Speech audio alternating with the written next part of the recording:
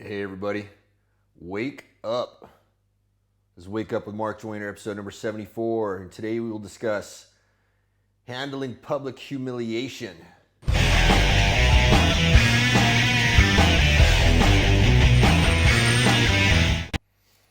All right, actually, I'm doing this topic on the request of someone on my crew. They thought this would be a good topic to cover, and it's actually quite apropos with some of the interesting things happening right now.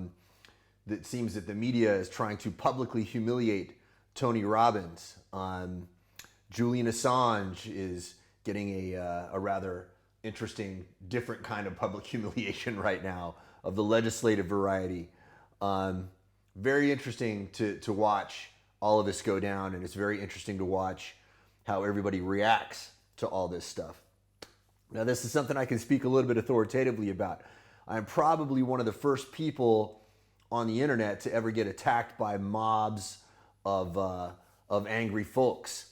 I know there were some competitors of mine that organized hate mobs against me on bulletin boards and stuff. This is before social media got really big, so a lot of the hate that you see happened not on social media because it wasn't even really existing yet. We had proto social media with stuff like 6 Degrees and Friendster and stuff like that, but nothing like what it is now.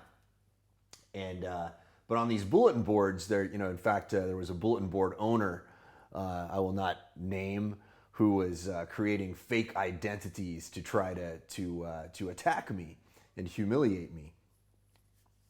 So let me talk about how I dealt with that, and I think this will give people a lens that they can use to determine how to deal with this themselves. Because look, it's going to happen to you. If it hasn't happened already, it will. You've probably had a night where you got really drunk and you don't remember what happened the next day, or you did something really silly, or you said something silly, or you made a mistake, you're embarrassed. It happens to all of us. It's normal. It's normal, okay? And by the way, that's part of the key of dealing with this, is understanding that it is a normal thing. You see, there's this little game that humans play with each other. The game goes like this. We pretend like we set the rules, and anything that you do that is outside of those rules makes you an outsider, an outcast. And we have these little social cliques that we form, and we, sometimes consciously or unconsciously agree to a set of rules, and those rules change, right? See, the rules aren't really static. The rules are set by the people who are in power in the little power groups. You've seen this in cliques, right? There's no consistency. It's basically whoever the cool kids are, setting rules to establish who is cool and who is not. And if you're someone that they don't like, they are going to create rules that make you uncool. It's a confidence game. It's a trick. It's an illusion. All right. Now, a lot of us who aren't aware of the subtlety of that game, we think, oh my God, they're the normal people. I'm an outsider. Therefore, I have to conform to their rules. Okay, but see, that's just their manipulation. That's them trying to get you to change yourself. How do you win this game? Well, let me tell you a little journey I went through with this. All right, so when I first started getting attacked online, some of it was justified. There were some mistakes I was making. I was getting involved in multi-level marketing. I'm not a fan of multi-level marketing anymore. If anybody here watching this is in it, that's fine. No, I'm not going to attack you for doing it. I don't like the business model, right? After starting many multi-level marketing companies, after being the top distributor in several multi-level marketing companies, I don't like the model. And I'll break it down for you really simply. Gary Halbert and I actually had a conversation about this. The first time we met, it was one of the things that allowed us to bond. We had the same criticism of multi-level marketing, and it's this. The people who succeed in multi-level marketing don't succeed the way multi-level marketers tell you. They tell you just tell 3 friends and they'll tell 3 friends and it'll grow like that, right? Never happens, all right? The guys who make money in multi-level marketing are using direct marketing to prospect. And then you suddenly come to a realization, well, if I have to master direct marketing, why am I going to do that for a multi-level marketing product and take a paltry sum in commissions from the multi-level marketing company where when I could apply those same direct marketing skills to a product of my own and take the lion's share of the profit? That's it in a nutshell. That's why I don't do it. Okay, and no offense to anybody who's involved in it. If that's you, I'm not here to attack you for doing it. That's my truth. That's my reality. Now, I was getting some criticism for being involved in some multi-level marketing companies. One of them ran afoul of the law in New Zealand. They didn't manage themselves properly. In retrospect, the company, was run pretty irresponsibly. Even though I gave them the best shot I could, and did everything I could to make them very successful. I thought that they had a fantastic idea, but I should have noticed that they were not handling business properly. Okay, so they fell apart. The whole thing fell apart. And I got a lot of criticism for that, and that criticism some of that was probably justified, right? A lot of the criticism that I got was not justified. There was a lot of it that was just total fabrication. One of the guys on a bulletin board who was, creating fake personas on his bulletin board. He knows who he is. He knows he did it. He's going to pretend like he didn't, but I know for a fact it's pretty well established. There were ways that we could know, things that we could see in the source code of the bulletin board that he wasn't smart enough to cover his tracks with. Anyway, this guy would create fake personas and start attacking me for all kinds of different things just because he didn't like me. So these are two different kinds of public humiliation, right? One was based on stuff that I definitely could have learned from, right? So this is the first question you've got to ask yourself. Is the public humiliation you're getting indicative of a legitimate flaw? Is it indicative of a real pattern that you are exhibiting in your life and that you're repeating over and over and over again? If, for example, you were publicly humiliated by getting really drunk and your behavior was bad, and this is a pattern for you and you're doing it consistently, and you've got an alcohol problem, listen to the public humiliation. All right, that is a just form of public humiliation. All right, there's stuff to be learned there.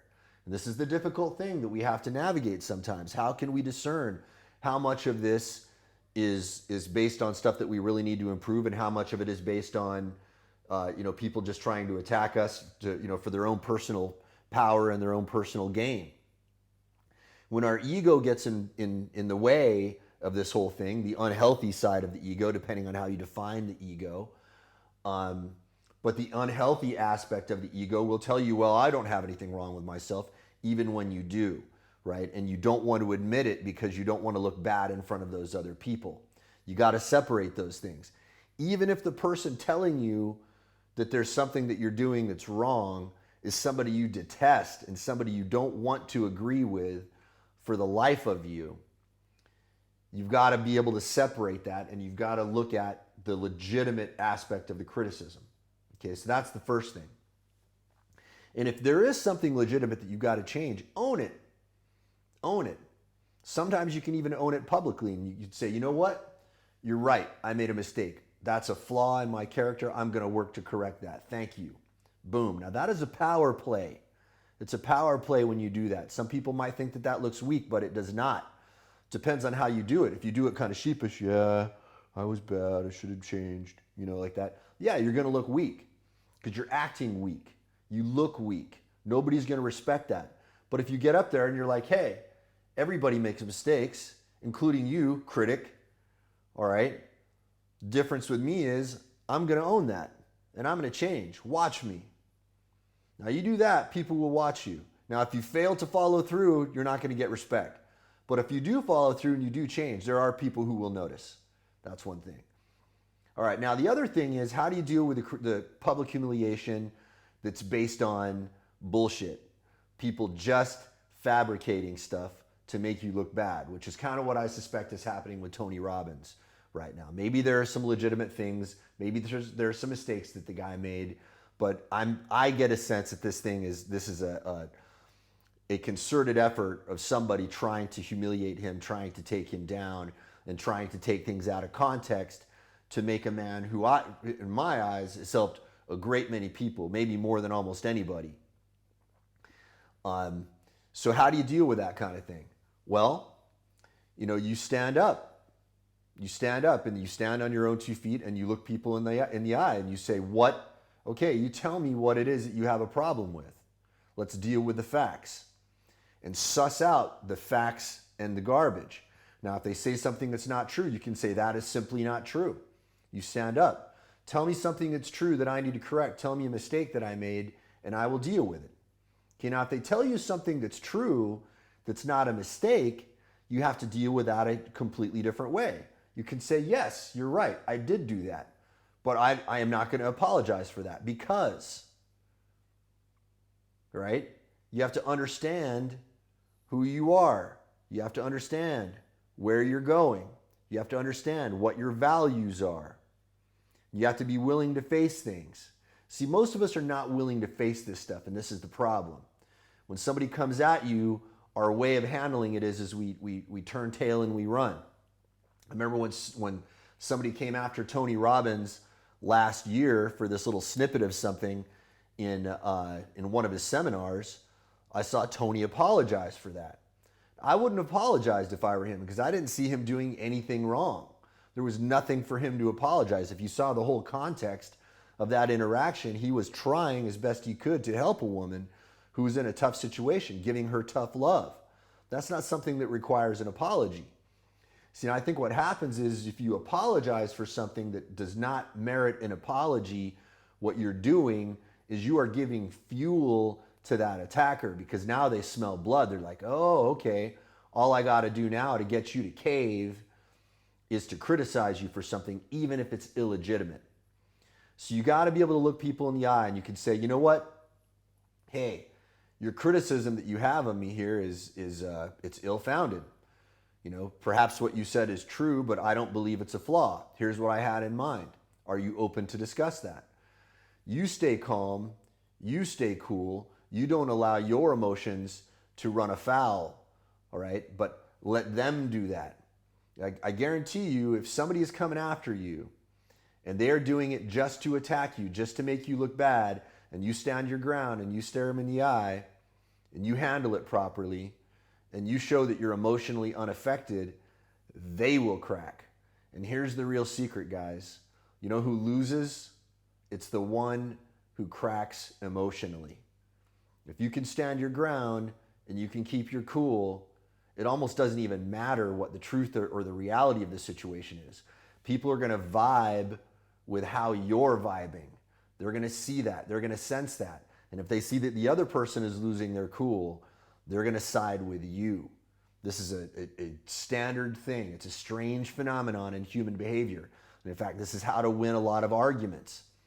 You ever notice how sometimes there are arguments that you have with people and the rational person loses the argument in the eyes of everybody around everybody else. And that rational person is exasperated because they're like, I'm making 100 times more sense than you. What you're saying makes no sense whatsoever, but everybody's on your side. Everybody's on that other guy's side because that other guy is playing the emotional game right. He's playing his cards correctly. He's not losing his cool, but you are. So you've got to be the one who keeps their cool. You've got to be one who stands their ground. And if you are making a legitimate mistake, you've got to stand up, you've got to own that, and you've got to correct that. And if you do that, I don't care how many times you humiliate yourself, you will come back from that again and again and again. Because guess what? It's never going to stop happening. The lessons are not going to stop coming at you in life. You can hide from the lessons. The lessons will chase your ass down. They will find you. You can hide from the humiliation. It's going to find you too. All right, this is the way the universe is designed. I believe we are meant to be tested in this place, and the tests will come in one form or another. And what I choose to do is I choose to accept the tests on my own terms. I put myself through difficult situations so that I can pay now rather than pay later. All right, you guys, you have a beautiful day. We'll talk to you all tomorrow.